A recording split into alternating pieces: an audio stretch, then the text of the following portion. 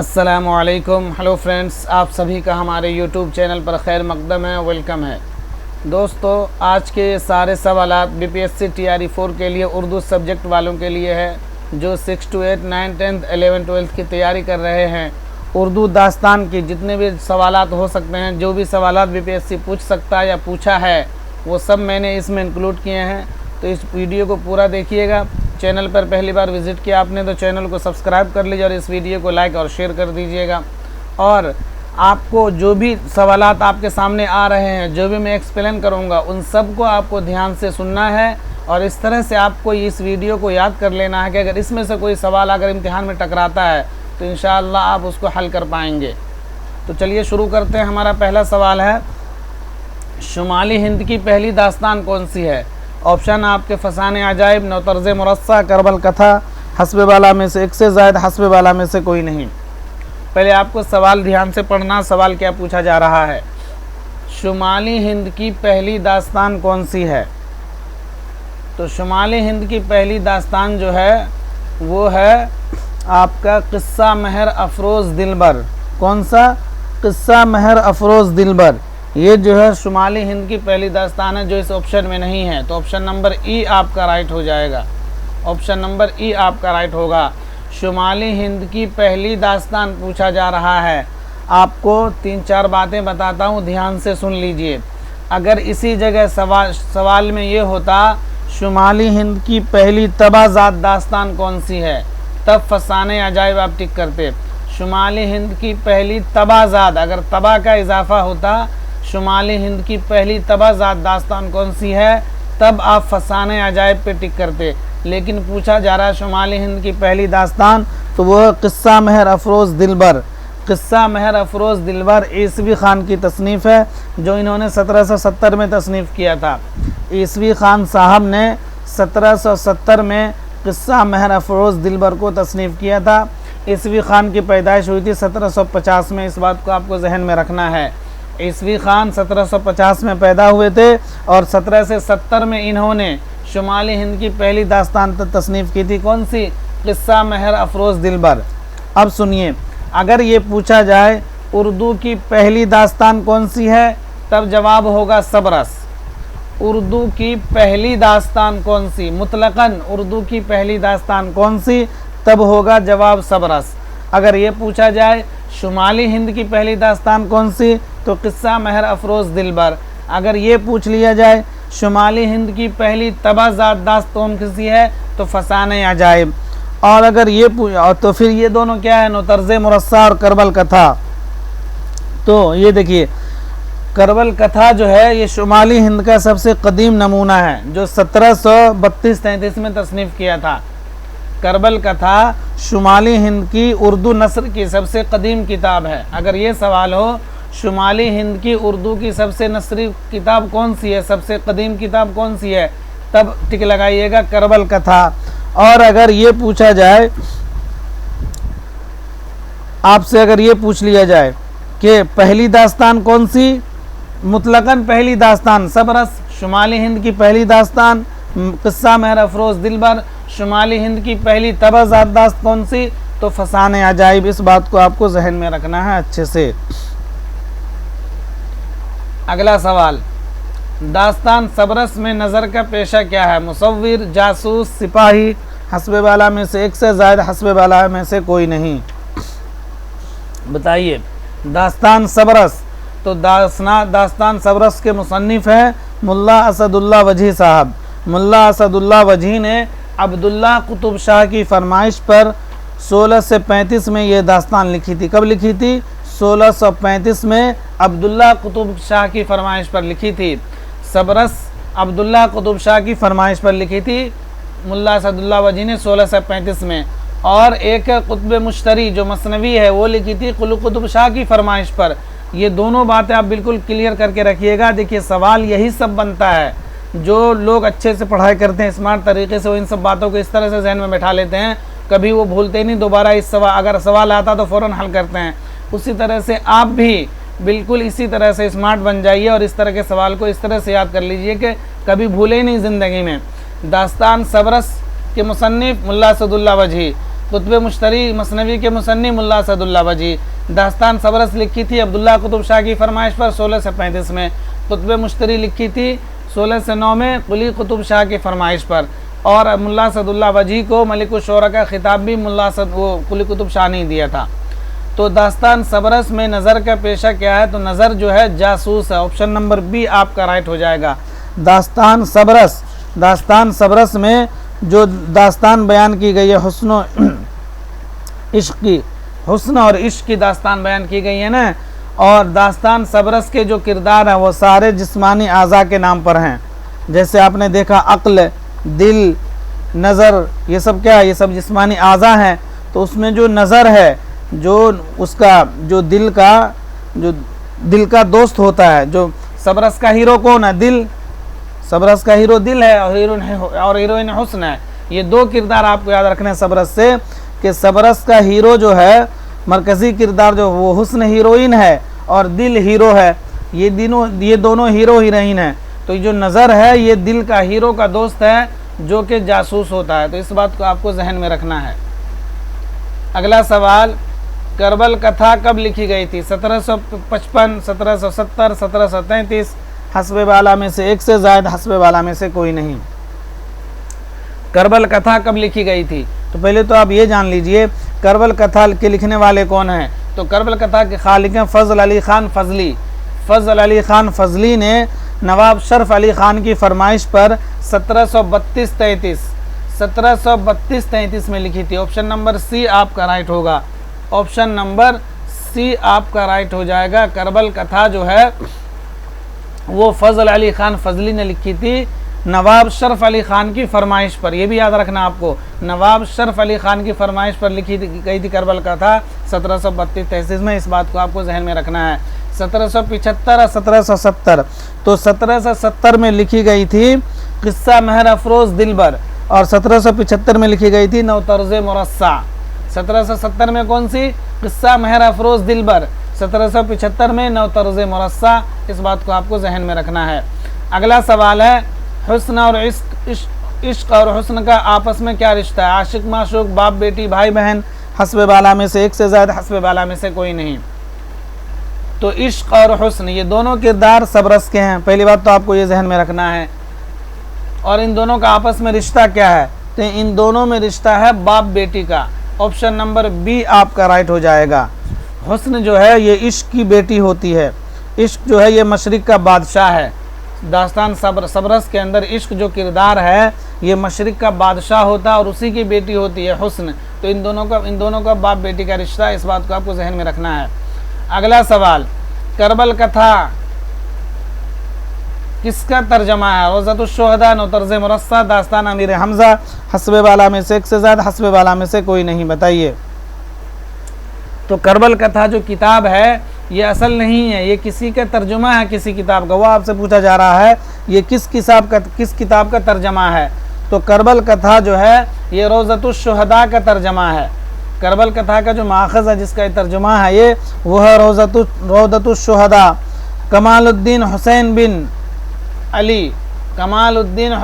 अली की किताब और रोज़तुश शुहदा, उसका तर्जमा है ये करबल कथा, जो कि फजल अली खान फजली ने किया था नवाब शरफ अली खान की फरमाइश पर।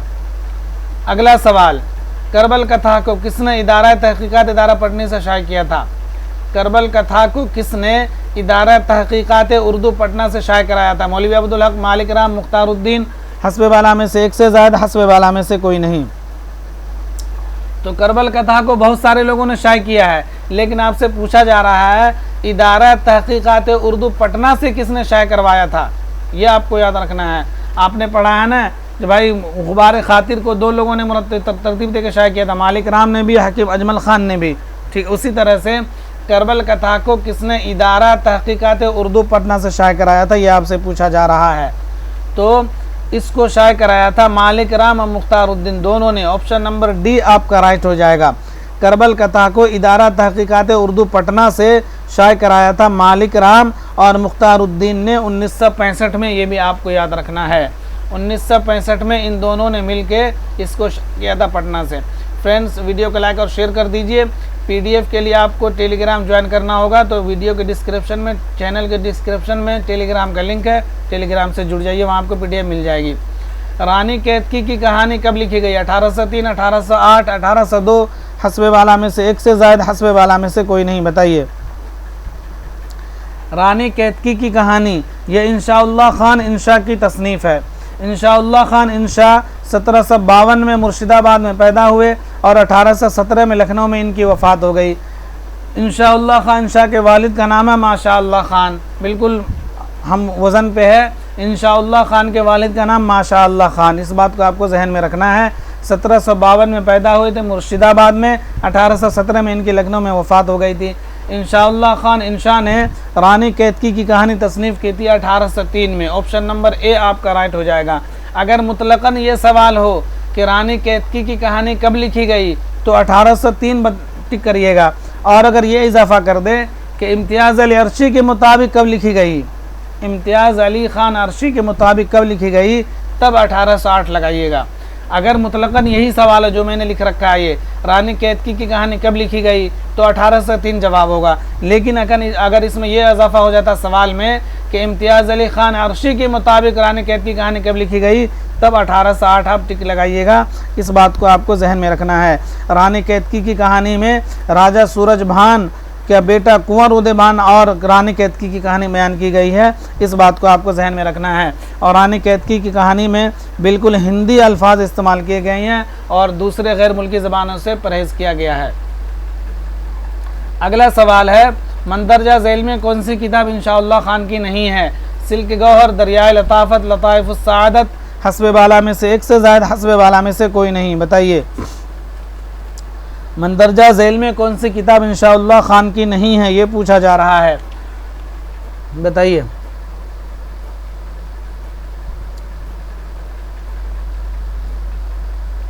तो सिल्क गौहर भी इंशाअल्लाह खान की है, दरियाए लताफ़त भी इंशाअल्लाह खान की है, और ये लताइफ़ुस सआदत भी इंशाअल्लाह खान की है। ये तीनों किताबें, सिल्क गौहर ऐसी किताब है जिसमें कोई भी नुक्ता इस्तेमाल नहीं हुआ है। दरियाए लताफ़त भी, दरियाए लताफ़त जो ये उर्दू ज़बान के क़वाइद बयान किए गए हैं इसमें, लताइफ़ुस सआदत जो है इसमें लतीफ़े बयान किए गए हैं।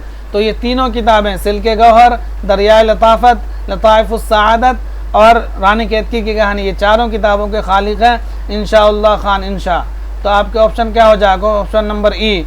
भाई पूछा जा रहा है कौन सी किताब नहीं है, तो इसमें तो सारी किताब है, तो ऑप्शन नंबर ई आपका राइट ऑप्शन हो जाएगा। अगला सवाल, रानी कामलता कौन है? सूरजभान की माँ, रानी केतकी की माँ, मालन, हस्बे वाला में से एक से ज़ायद, हस्बे वाला में से कोई नहीं।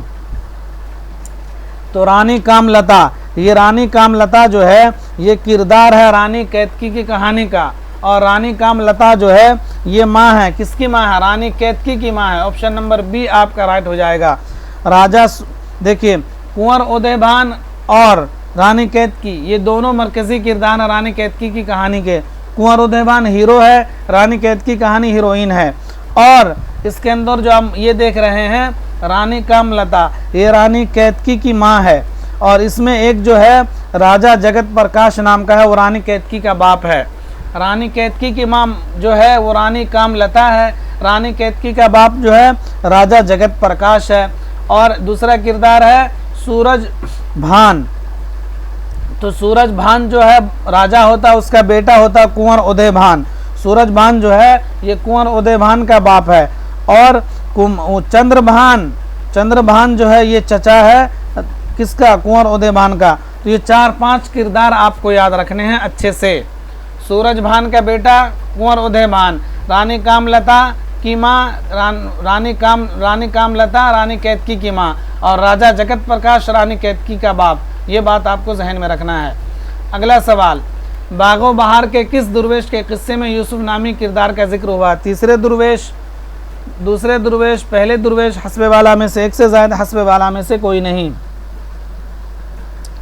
बागो बहार के किस दुर्वेश के किस्से में यूसुफ नामी किरदार का जिक्र हुआ है? तो यूसुफ नामी किरदार का जिक्र जो है ये पहले किस्से में हुआ है। ऑप्शन नंबर सी आपका राइट हो जाएगा। बागो बहार मीर अमन की तसनीफ़ है, जिसको मीर अमन ने फोर्ट विलियम कॉलेज में गिलक्रिस्ट की फरमाइश पर लिखी थी 1802 में। इस बात को आपको जहन में रखना है। मीर अमन देहलवी का तखल्लुस लुत्फ़, मीर अमन इसका नाम है, मीर अमन इनका नाम है और तखल्लुस इनका लुत्फ़ है। इस बात को आपको जहन में रखना है। मीर अमन ने फोर्ट विलियम कॉलेज में 2 किताबें तसनीफ़ की थी। कौन कौन सी? एक किताब का नाम तो यही है बागो बहार और दूसरी है गंज खूबी। ये दोनों सवाल बनता है कि मीर अमन ने फोर्ट विलियम कॉलेज में कितनी किताबें तसनीफ़ की? तो मीर अमन ने फोर्ट विलियम कॉलेज में 2 किताबें तसनीफ़ की थी, एक बागो बहार, दूसरी जो है गंज खूबी है। तो बागो बहार जो है उसमें 5 किस्से बयान किए गए हैं, जिसमें 4 दरवेशों का किस्सा है और एक राजा और एक बादशाह का किस्सा है। ये बात आपको जहन में रखना, बादशाह आज़ाद बख्श का किस्सा है। तो इसमें जो है यूसुफ नामी किरदार जो है ये पहले दरवेश के कहानी में बयान किया गया। इस बात को आपको जहन में रखना है। अगला सवाल, सौदागर ने कुत्ते के गले में कितने लाल पहना रखे थे? 7, 12, 10, हस्बे वाला में से एक से ज़ायद, हस्बे वाला में से कोई नहीं।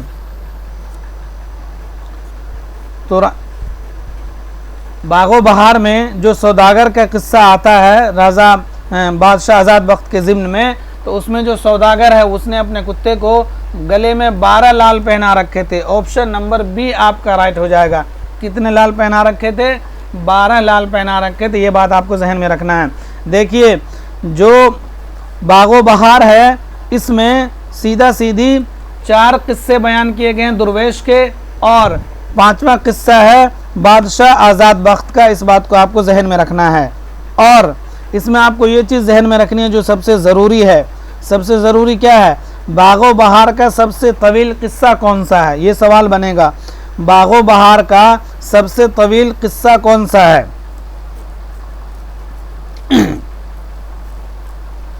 तो बागो बहार में 5 किस्से हैं। बागो बहार में कितने किस्से हैं? 5 किस्से में 4 दुर्वेश, एक बादशाह आज़ाद बख्त का।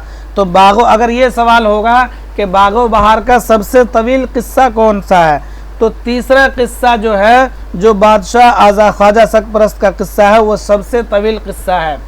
बागो बहार में जो 5 किस्से हैं उसमें तीसरा किस्सा ख्वाजा सरपरस्त का जो किस्सा है ये सबसे तवील किस्सा 5 किस्सों में ये है। और अगर ये सवाल हो कि चारों दुर्वेशों के किस्से में सबसे तवील किस्सा कौन सा है, तो चारों दुर्वेशों के किस्से में सबसे तवील किस्सा है पहले दुर्वेश का। इस बात को आपको जहन में रखना है। बागो बहार के 5 किस्सों में सबसे तवील किस्सा तीसरा किस्सा ख्वाजा सरपरस्त का और बागो बहार के 4 दुर्वेशों के किस्सों में सबसे तवील किस्सा पहले दुर्वेश का। इस बात को आपको जहन में रखना है। ये इसलिए बता रहा हूँ ताकि आपके जहन में रहे। सवाल बिल्कुल यही सब बनता है लेकिन बाद में बस ध्यान में नहीं रहता है, तो इस बात को आप बिल्कुल लाइटली मत लीजिए।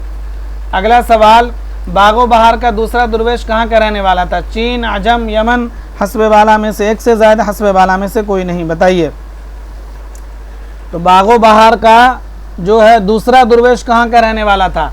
तो दूसरा दुर्वेश जो है ये मुल्क फारस का रहने वाला था, जो इस ऑप्शन में नहीं है। तो ऑप्शन नंबर ई आपका राइट हो जाएगा। आपको याद रखना है कि पहला दुर्वेश जो पहला दुर्वेश था वो कहाँ का रहने वाला था? तो पहला दुर्वेश मुल्क यमन, आपको मैं तरतीब से बता रहा हूँ, चारों जहन में रख लीजिए। पहला दुर्वेश मुल्क यमन का था जो सौदागर ख्वाजा अहमद का बेटा था। पहला दुर्वेश यमन का था जो मलिकुत्तुज्जार ख्वाजा अहमद का बेटा था। उसकी शादी होती है दमिश्क की शहजादी से। दूसरा दुर्वेश जो था ये मुल्क फारस का था और उसकी शादी होती है बसरा की शहजादी से। तीसरा दुर्वेश जो था ये अजम के बादशाह का बेटा था और इसकी शादी होती है फरंग की मलिका से। चौथा दुर्वेश है जो चीन का होता है। चौथा दुर्वेश होता है चीन का, इसकी शादी होती है पीर मर्द आदमी की बेटी से। इस बात को आपको जहन में रखना है।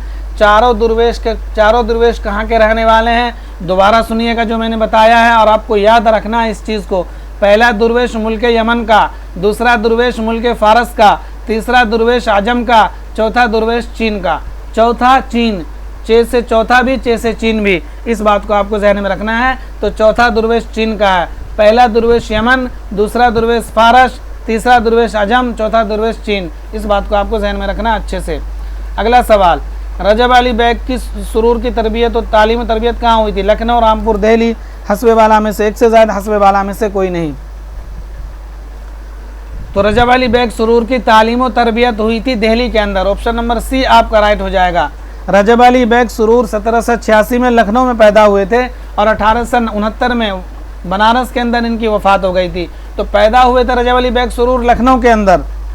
इनका असल नाम है रजब अली बेग और सुरूर जो है ये तखल्लुस है, ये भी जहन में रखेंगे आप। और ये लखनऊ में पैदा हुए थे 1786 में, लेकिन इनकी तालीम और तरबियत दिल्ली में हुई थी, ये बात आप जहन में रख लें। अगला सवाल, किसने सुरूर को लखनऊ से जिला वतन किया था? गाज़ीउद्दीन हैदर, नसीरुद्दीन हैदर, हकीम असद अली खान, हस्ब वाला में से एक से ज़्यादा, हस्ब वाला में से कोई नहीं, बताइए। तो रजब अली बेग सुरूर को गाज़ीउद्दीन हैदर ने, किसने? गाज़ीउद्दीन हैदर ने जिला वतन कर दिया था। तो ऑप्शन नंबर ए आपका राइट हो जाएगा। गाज़ीउद्दीन हैदर ने इनको लखनऊ से जिला वतन किया, तो ये कानपुर चले गए थे। और दास्तान फसान अजाइब जो इन्होंने कानपुर में ही लिखी थी, रजब अली बेग सुरूर ने दास्तान फसान अजाइब कानपुर में ही लिखी थी। और दास्तान फसान अजाइब के अंदर लखनऊ की माशरत बयान की गई है, लिखी गई है कानपुर में दास्तान फसान अजाइब, माशरत बयान की गई है लखनऊ की। बागो बहार लिखी गई कलकत्ता फोर्ट विलियम कॉलेज में, माशरत बयान की गई है दिल्ली की। ये सवाल बनता है, आप जहन में बैठाइए अच्छे से कि फसाने अजाइब लिखी गई है कानपुर में। कानपुर में आपको याद रहना चाहिए कि रजब अली बेग सुरूर को जिला वतन कर दिया था गाज़ीउद्दीन हैदर ने, तो कानपुर चले गए। वहीं पर इन्होंने 1824 में लिखी थी फसाने अजाइब, और लेकिन बयान किया गया माशरत लखनऊ का। बागो बहार लिखी गई थी कलकत्ता के अंदर, फोर्ट विलियम कॉलेज कलकत्ता में ही था, वहाँ लिखी गई थी, लेकिन माशरत उसमें दिल्ली के बयान की गई है। इस बात को आपको जहन में रखना है। हकीम असद अली खान, देखो आप हकीम असद अली देख रहे हैं ना, तो हकीम असद अली खान की फरमाइश पर लिखी गई थी फसाने अजाइब, इस बात को आपको जहन में रखना है। अगला सवाल, इंशाई सुरूर सिन्फ के एतबार से क्या? शेरी मजमुआ, खतूत का मजमुआ, मज़ामीन, हस्ब वाला में से एक से ज़्यादा, हस्ब वाला में से कोई नहीं। तो इंशाई सुरूर जो है ये खतूत का मजमुआ, ऑप्शन नंबर बी आपका राइट हो जाएगा। रजब अली बेग सुरूर की किताबें जैसे आपको याद रखना है, फसाने अजाइब जो 1824 में लिखी गई थी, शुमाली हिंद की पहली तवाज़ात दास्तान, इसके अलावा गुलजार सुरूर, शबिस्तान सुरूर और इसी तरह से फसान इबरत, ये चारों किताबें आपको रजब अली बेग सुरूर से याद रखनी है। कौन कौन सी? फसान अजाइब, शबिस्तान सुरूर, फसान इबरत और ये इंशाई सुरूर, ये खतूत का मजमुआ है। ये बात आपको जहन में रखना रजब अली बेग सुरूर से। अगला सवाल, फसान अजाइब पहली बार कब शाही हुआ? 1824, 1843, 1839, हस्ब वाला में से एक से ज़्यादा, हस्ब वाला में से कोई नहीं। तो फसान अजाइब पहली बार जो है शाही पूछ रहा, कब शाही हुई, ये आपको जहन में रखना है। तो शाही हुई थी पहली बार ये 1843 में, ऑप्शन नंबर बी आपका राइट हो जाएगा। फसान अजाइब लिखी गई थी 1824 में। अगर सवाल होता लिखी कब गई, तो लिखी गई थी 1824 में, शाही हुई 1843 में। फसान अजाइब को रजब अली बेग सुरूर ने हकीम असद अली खान की फरमाइश पर कानपुर में तसनीफ़ किया था 1824 में।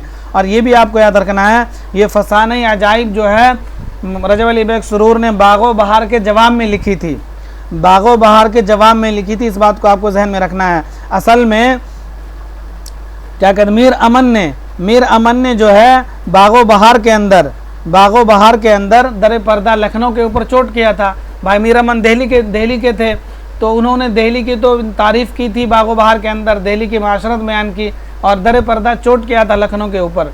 तो उसी के जवाब में रजब अली बेग सुरूर ने फसान अजाइब में जो है दिल्ली का मजाक उड़ाया। किसका?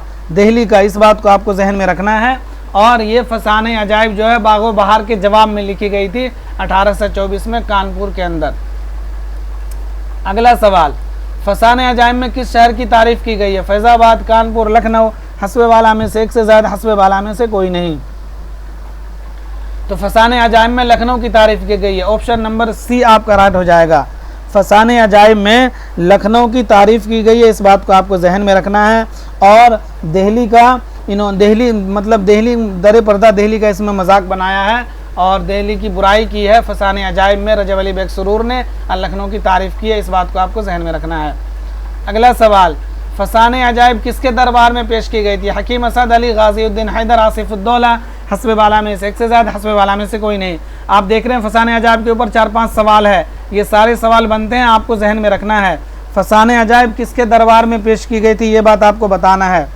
तो फसान अजाइब जो है ये नसीरुद्दीन हैदर के दरबार में पेश की गई थी। किनके? नसीरुद्दीन हैदर, जो इस ऑप्शन में नहीं, ऑप्शन नंबर ई आपका राइट हो जाएगा। हकीम असद अली खान की फरमाइश पर लिखी गई थी गाज़ीउद्दीन हैदर ने रजब अली बेग सुरूर को जिला वतन किया था और नसीरुद्दीन हैदर के दरबार में पेश किया गया था। लिखो फसाने अजायब को, इस बात को आपको जहन में रखना है। अगला सवाल, किस दास्तान में तोता अहम किरदार अदा करता? सबरस, करबल कथा, फसाने अजायब, हस्बे बाला में से एक से ज़्यादा, हस्बे बाला में से कोई नहीं। तो फसाने अजायब के अंदर तोता अहम किरदार अदा करता, ऑप्शन नंबर सी आपका राइट हो जाएगा। फसाने अजायब का दूसरा नाम किस्सा अंजुमन आरा भी है और किस्सा जाने आलम भी है, इस बात को आपको जहन में रखना है। इसमें फसाने अजायब में जाने आलम और अंजुमन आरा की इश्क की दास्तान बयान की गई है, इस बात को आपको जहन में रखना है। जाने आलम और अंजुमन आरा इसके मरकज़ी किरदार हैं फसाने अजायब के। कौन से? जाने आलम और अंजुमन आरा। आपने अभी पढ़ा ना, हुस्न और दिल, ये दोनों मरकज़ी किरदार हैं सबरस के। कौन से? हुस्न और दिल। और जाने आलम और अंजुमन आरा ये दोनों फसाने अजायब के मरकज़ी किरदार हैं, इस बात को आपको जहन में रखना है। अगला सवाल, जाने आलम के पैदाइश के वक्त फिरोज़ बख्त कितने साल का था? 50 साल, 60 साल, 70 साल, हस्बे वाला में से एक से ज़्यादा, हस्बे वाला में से कोई नहीं। तो फसाने अजायब के अंदर जो किस्सा बयान हुआ है जिस बादशाह का, ये फिरोज़ बख्त बादशाह का किस्सा बयान हुआ है, तो इसको औलाद नहीं थी। किस्से में यही बयान किया गया ना कि बादशाह के पास सारी ऐशो इशरत थी, मतलब बहुत अच्छी ज़िंदगी गुजर रही थी बादशाह की, लेकिन उसको कोई औलाद नहीं हुई थी। लेकिन जब ये 60 साल का हुआ, कितने साल का? 60 साल का हुआ, तो इस जाने आलम की पैदाइश हुई, मतलब फिरोज़ बख्त की या बेटे की पैदाइश हुई थी, इस बात को आपको जहन में रखना है। और दो बातें आपको और याद रखनी है। फसाने अजायब में जाने आलम की जब शादी हुई थी उस वक्त उसकी उम्र थी 14 साल। कितनी थी उसकी उम्र? उस वक्त उसकी उम्र थी 14 साल जब जाने आलम की शादी हुई थी। और नजूमियों ने जब पेशगोनी की थी कि 15 साल का जब ये हो जाएगा तो ये मुश्किल से 2-4 होगा। नजूमी ने पेशगोनी की थी ना फिरोज़ बख्त को कि आपका बेटा जब 15 साल का होगा तो ये मुश्किलों से 2-4 होगा। तो ये दोनों बातें आपको याद रखनी है कि जाने आलम जब 14 साल का था तब इसकी शादी हो गई थी और 15 साल की उम्र में इसको परेशानी लायक होगा, ये बात नजूमियों ने कही थी, इस बात को आपको जहन में रखना है। ये दोनों बातें, इस दोनों बातों पे सवाल बनता है, तो इन दोनों बातों को आपको जहन में रखना है। अगला सवाल, नवादिरात शाही किसके कलाम का मजमुआ? शाह आलम सानी, इंशाअल्लाह खान शाह वजी, हस्बे वाला में से एक से ज़्यादा, हस्बे वाला में से कोई नहीं। नवादिरात शाही, तो नवादिरात शाही जो है ये शाह आलम सानी के कलाम का मजमुआ, ऑप्शन नंबर ए आपका राइट हो जाएगा। शाह आलम सानी 1727 में पैदा हुए थे और 1806 में इनकी वफ़ात हो गई थी। शाह आलम सानी का असल नाम था मिर्ज़ा अब्दुल्ला और तखल्लुस आफ्ताब, आपको जहन में रखना है। किस्सा अजाइबुल क़साइस के मुसन्निफ़ शाह आलम सानी के किस्सा कौन सा है? दास्तान अजाइबुल क़सस, अजाइबुल क़सस के जो मुसन्निफ़ हैं ये शाह आलम सानी हैं और इनका असल नाम है मिर्ज़ा अब्दुल्ला और तखल्लुस आफ्ताब। 1727-28 में पैदा हुए थे ये और 1806 में इनकी वफ़ात हो गई थी शाह आलम सानी के, और इन्हीं के कलाम का मजमुआ नवादिरात शाही। अगला सवाल, फ़ारसी किस्सा हातिम ताई का उर्दू तर्जमा हैदर बख्श हैदरी ने किस नाम से किया है? तोता कहानी, आराइश महफिल, किस्सा महरुमा, हस्बे वाला में से एक से ज़्यादा, हस्बे वाला में से कोई नहीं। बताइए, फ़ारसी किस्सा हातिम ताई का उर्दू में तर्जमा हैदर बख्श हैदरी ने आराइश महफिल के नाम से किया, ऑप्शन नंबर बी आपका राइट हो जाएगा। हैदर बख्श हैदरी, हैदर बख्श हैदरी के बारे में बताइए। तो ये हैदर बख्श हैदरी ने फोर्ट विलियम कॉलेज में सबसे ज़्यादा किताबों के मुसन्निफ़ कौन है? सवाल बनता है फोर्ट विलियम कॉलेज में सबसे ज़्यादा किताबें किसने तसनीफ़ की थी? तो जवाब होगा हैदर बख्श हैदरी, और इन्होंने ही किस्सा हातिम ताई जो फ़ारसी किस्सा है इसका उर्दू में तर्जुमा किया था आराइश महफिल के नाम से, इस बात को आपको जहन में रखना है। तोता कहानी, किस्सा महरुमा, इन दोनों किताबों के मुसन्निफ़ भी हैदर बख्श हैदरी हैं, इस बात को आपको जहन में रखना है। अगला सवाल, दास्तान बोस्तान ख्याल कितनी जिल्दों पर मुश्तमिल है? 7, 15, 14, हस्बे वाला में से एक से ज़्यादा, हस्बे वाला में से कोई नहीं। तो बोस्तान ख्याल जो ये फ़ारसी दास्तान है, बोस्तान ख्याल ये फ़ारसी दास्तान है जिसके मुसन्निफ़ है मीर मोहम्मद तकी ख्याल, और ये दास्तान अमीर हमज़ा के जवाब में लिखी गई थी, इस बात को आपको जहन में रखना है। और ये 15 जिल्दों पर मुश्तमिल है, ऑप्शन नंबर बी आपका राइट हो जाएगा। फ़ारसी दास्तान बोस्तान ख्याल, मीर मोहम्मद तकी ख्याल इसके मुसन्निफ़ हैं, इस बात को आपको जहन में रखना है। अगला सवाल, बोस्तान ख्याल का सबसे पहला उर्दू तर्जमा किसने किया? आलम अली, बदरुद्दीन खान, ख्वाजा अमान देहलवी, हस्ब बाला में से एक से ज़ायद, हस्ब बाला में से कोई नहीं। बताइए। तो बोस्तान ख्याल का सबसे पहला उर्दू तर्जमा आलिम अली ने किया था। ऑप्शन नंबर ए आपका राइट हो जाएगा। आलिम अली ने ज़ुबदतुल ख्याल के नाम से इसका उर्दू तर्जमा किया था। इस बात को आपको जहन में रखना है। बोस्तान ख्याल के कई सारे उर्दू तर्जमे हुए हैं, ये बात आपको जहन में रखना है। सबसे पहला तर्जमा आलिम अली ने किया था ज़ुबदतुल ख्याल के नाम से। इसी तरह से ख्वाजा अमान देहलवी ने हदायकुल अंजार के नाम से तर्जमा किया है। मतलब बोस्तान ख्याल का तर्जमा ज़ुबदतुल ख्याल भी है, हदायकुल अंजार भी है। तो ज़ुबदतुल ख्याल के नाम से आलिम अली ने किया था और हदायकुल अंजार के नाम से ख्वाजा अमान देहलवी ने किया था। इस बात को आपको जहन में रखना है। अगला सवाल, सबरस किसकी फरमाइश पर लिखी गई? कुली कुतुब शाह, इब्राहिम कुतुब शाह, अब्दुल्ला कुतुब शाह, हस्ब वाला में से एक से ज़्यादा, हस्ब वाला में से कोई नहीं। तो सबरस जो है अब्दुल्ला कुतुब शाह की फरमाइश पर लिखी गई थी 1635 में। इस बात को आपको जहन में रखना है। वजी को मलिक शोरा का खिताब दिया था कुली कुतुब शाह ने, ये भी आप जहन में रखें। और अब्दुल्ला कुतुब शाह ने किसको किया था मलिक शोरा का खिताब? बताइए।